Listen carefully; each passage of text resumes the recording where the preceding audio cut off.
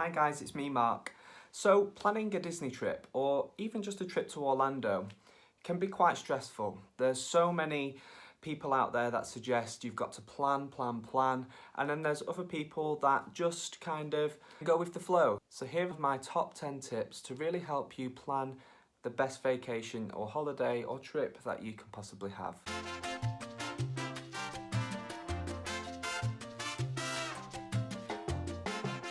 Choose which parks you're interested in and then shop around for deals. This is really important. Some people prefer to go with the package. Some other people, like myself, like to shop around and look for the best deals, which tend not to be in the packages.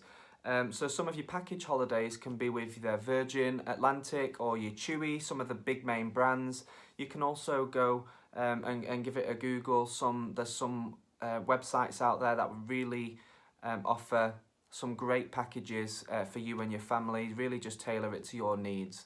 For me personally, I really like to shop around, book my flights, my hotel, and then my park tickets separately, and then any other experiences that I want to do whilst I'm over there in Florida. Really, that's for me, that is just to give me the best flexibility, to make sure that I'm doing what I want and I'm not restricted to packages. One of the biggest tips I can provide here is shop around for flights if you're not going with the package holiday. That's really important because prices for flights go up and down constantly. We always like to fly with Virgin Atlantic. That's just our preference. I know some people don't like Virgin Atlantic. That's completely your call. For us, Virgin Atlantic have always given us a really good experience. So I like to start off with looking on the Virgin Atlantic website. I also like to go onto websites like Kayak, Skyscanner, Google Flights, for example. Just remember, guys, that most of those packages, you have to add on bags at the end of it. A kind of hidden tip here, if you can share a bag, that's great, because baggage costs money, and that money you could be spending on other things whilst you're on your trip in Orlando. So one of my biggest tips is to actually use the notifications and alerts that most of the websites will offer. Personally, I use Kayak, and really what you do is set up flight alerts. So you give them a ballpark figure of what price you're looking for, and it will send you an email or a notification if you've downloaded the app to your phone of when it's near that, whether the prices are going up or whether they're dropping. And most of them will also give you an indication of when to book, which is really useful. I've always used Kayak to do that, the Kayak price alert, and what I'll do is I'll drop their link into the description down below.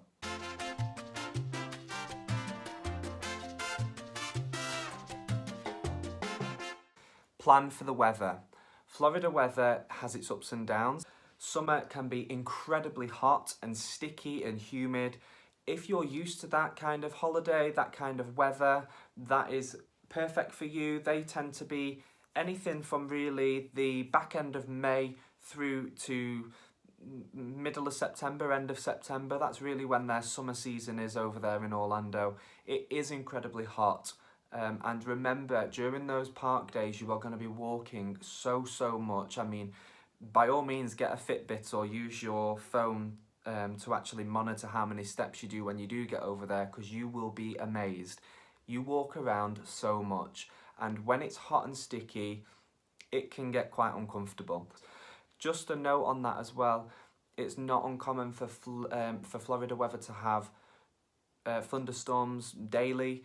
They normally come in the afternoon and they don't last long. So I see so many people on Facebook panicking about their weather forecast when they just see thunderstorm for the 5 or 7 days and then on into the second week of the holiday. Please don't worry about it. In the summer you will see sun. It is so common for it to rain every day. Please just remember, it only lasts for short periods of time. It's usually in the afternoon, probably 1:30, 2 o'clock, you'll start to see the clouds appear. So with those unpredictable thunderstorms, if you are trapped in a park when a downpour occurs or a thunderstorm occurs, most of those outdoor rides will close during thunder only. So if you're brave enough to go on during the rain, that is your call. What I would suggest is packing some ponchos. They are such a good little thing to take with you before you get to Florida or Orlando. because in the parks they will charge you ridiculous amounts of money to buy it, where really you could get it for a couple of pounds over on Amazon. They don't take up much room in your case. Just pack a couple. As soon as you've got your wear out of them, dispose of them, get a new one. It'll save you so much money once you're actually over there, because if you are going in those summer months, it's likely you're going to get caught in a storm at some point. If the ride's closed for whatever reason, just temporarily because of the lightning, go and enjoy some of the restaurants, go and enjoy some of the shows that they do.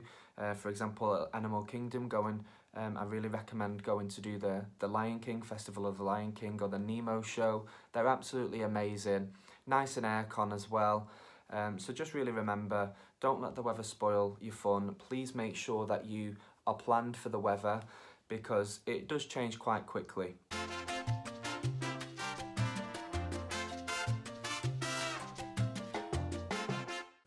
There's nothing worse than getting to your favourite theme park in Orlando, or that theme park ride that you've been wanting to go on, to get there to find out it's closed. They work 365 days a year, they don't close, and they've got to give their rides some TLC at some point. So you tend to find that in the peak season, they don't tend to close many of the rides, but if you're planning on going during off-season, particularly for American off-season or UK off-season, or term time as we'd call it, is you might see some of those more popular rides closing. They tend not to close a bunch, but you might get there and you might be disappointed. So to avoid disappointment at Disney, Universal, any of the parks that you go into, make sure that you look online at their websites beforehand, because they do actually list land ride closures. Obviously you can get there and things break down. They tend to be really quick at getting those back online and getting people back through the gates of those attractions. So just bear that in mind. Sometimes you do go and some of those rides you've been really looking forward to do close. So what I do recommend is that you actually look online ahead, just be organised and plan for that.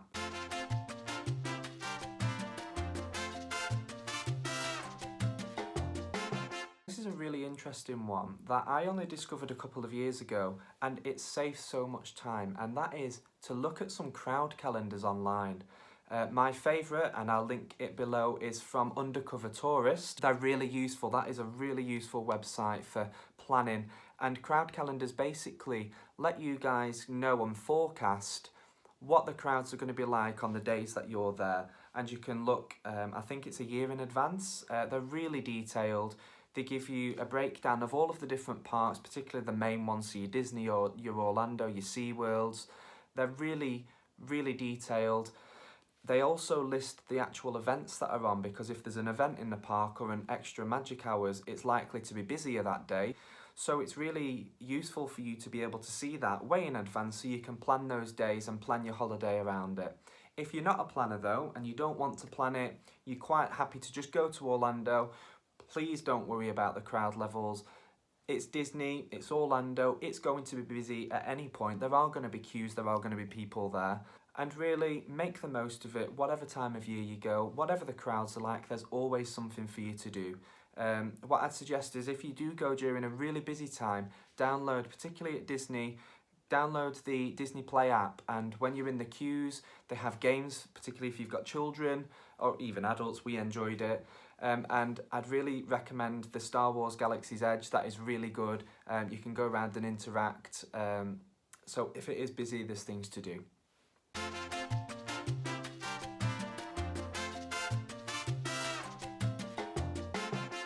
Try to get to the parks early. If you have been researching or looking into Orlando, you've probably seen that there's something called rope drop.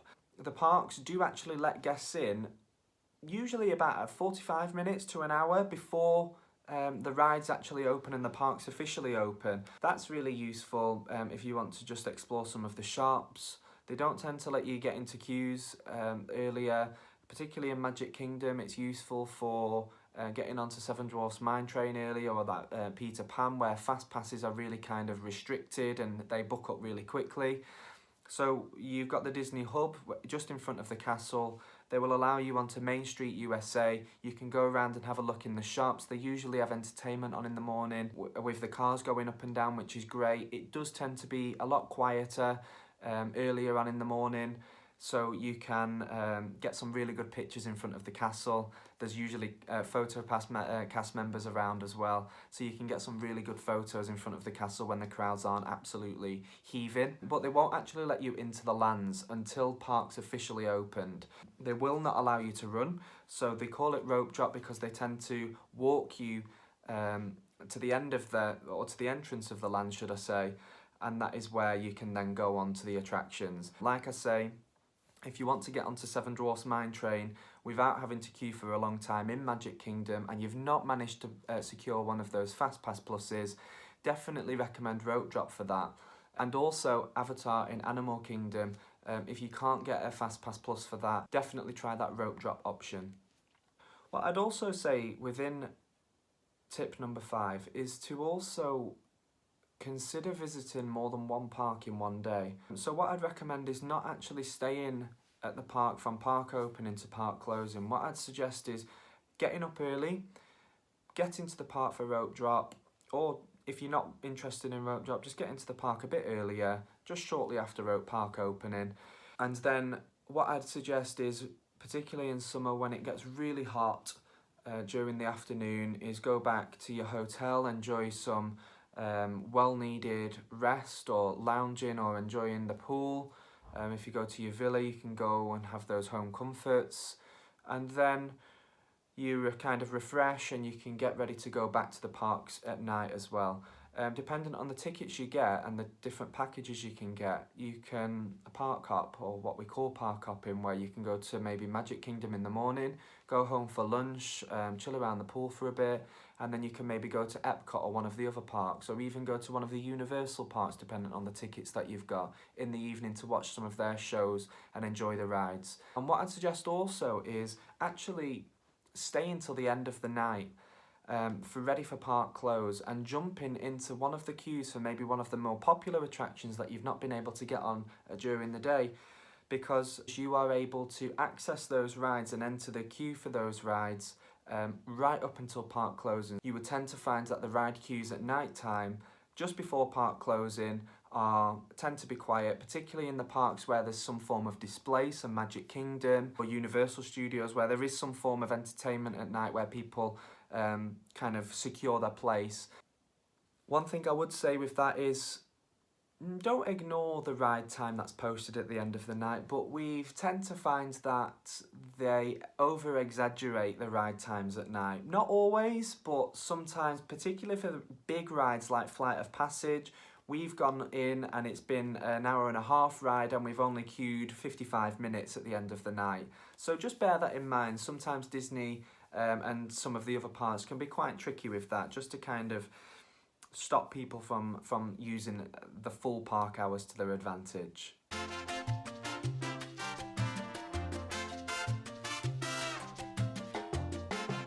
Make good use of your FastPass Plus. Now this is so important. This is a Disney trick, and I'm astounded at the amount of people that don't know what FastPass Plus is.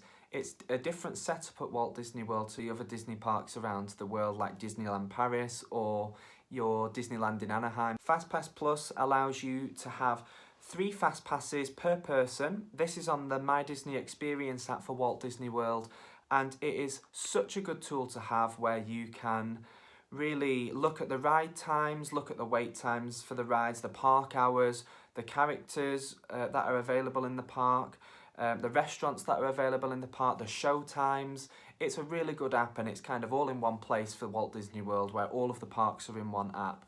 You can book 3 fast passes per person at one time, and some of the parks are tiered, which means you can only select certain rides for Tier A, and then you'll get a choice of different fast passes for the Tier B. What I'd suggest is having a look, doing a Google on some of those fast pass tiers, particularly for Hollywood Studios.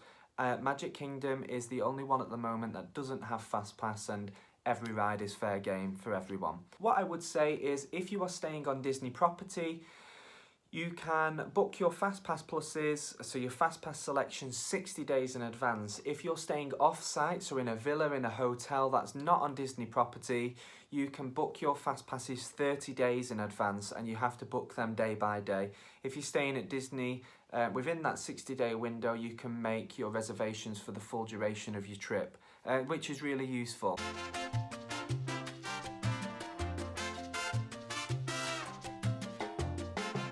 So tip number 7 is all about those who don't want to stay on Disney property. They don't want to be kind of confined to the Walt Disney World Resort. You may be wanting to go to Universal or just have that flexibility to make the holiday or the trip how you want it to be and not being kind of restricted just to the Disney bubble. So if you are planning to stay off-site, off the Disney property, I'd really suggest and recommend International Drive.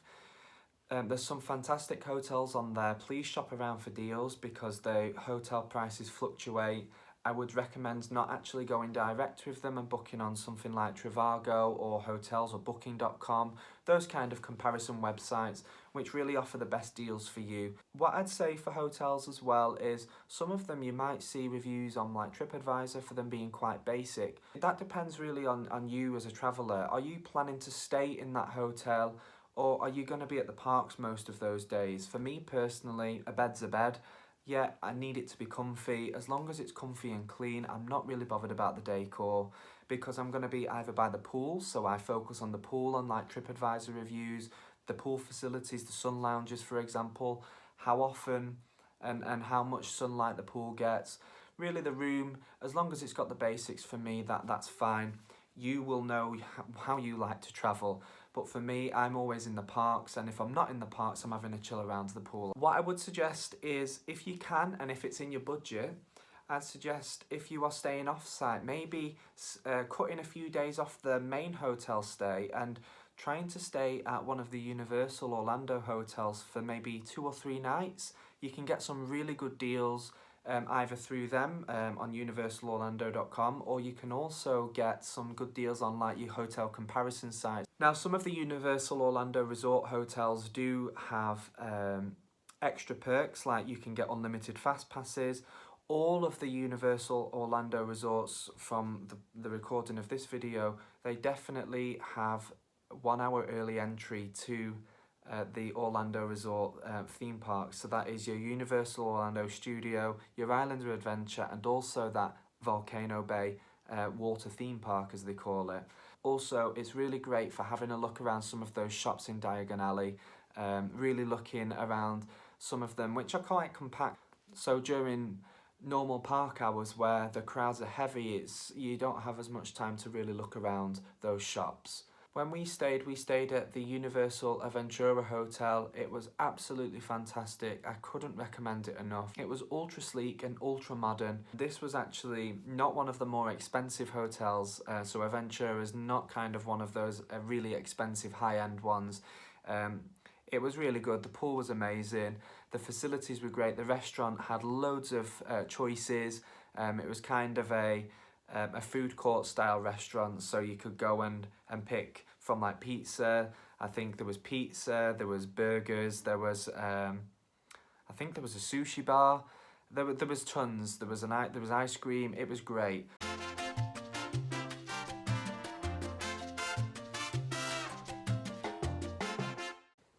If you've been to Orlando before, you'll know that the theme park food has come a long way, but it tends to get a little bit repetitive depending on where you're going and which parks you're in. What I'd say is, if you are starting to get bored of your burgers and fries, chicken nuggets, even though the chicken nuggets at Disney are absolutely phenomenal, it is such a good idea to actually leave the parks and go, if you're at Disney property, go to Disney Springs.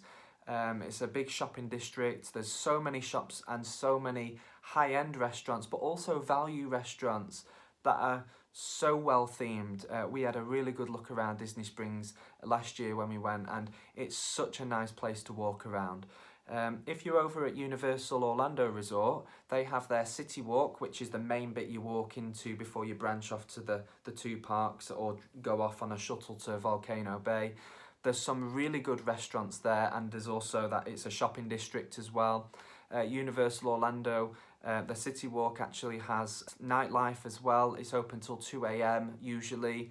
It's really good. There was a fantastic karaoke bar. I think it was called Rising Star. Definitely recommends that. Even if you're not one to actually go up and dance or sing in front of somebody and do the karaoke. It's really good to kind of sit there and soak up the atmosphere. The drinks, surprisingly, weren't that bad priced.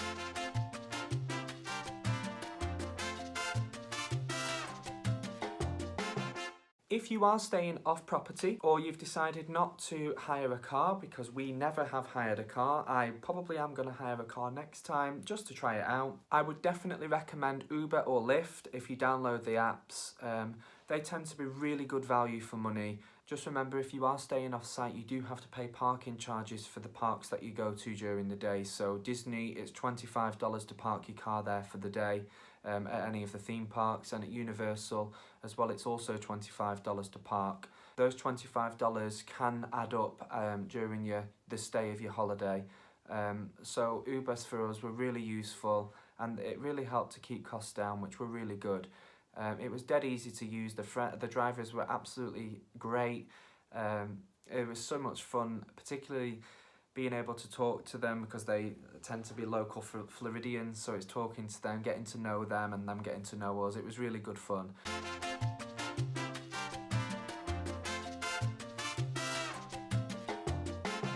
So this tip is about food. The meal sizes in Orlando and in America tend to be a lot bigger than the meal portion or the portion sizes that we have over here in the UK.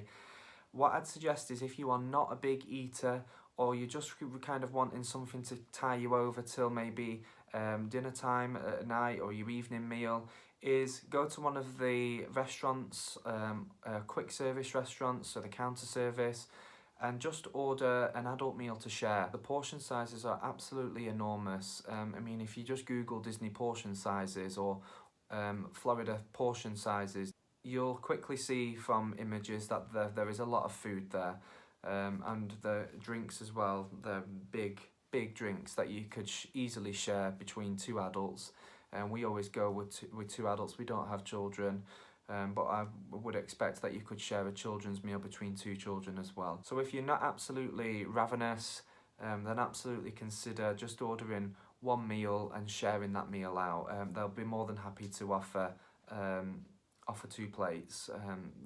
That's not an issue, and you don't want to be wasting money. You could go and spend that money elsewhere on some of those fantastic souvenirs in the gift shops that they have, or go in and saving yourself for that meal in the evening and really going all out for that one.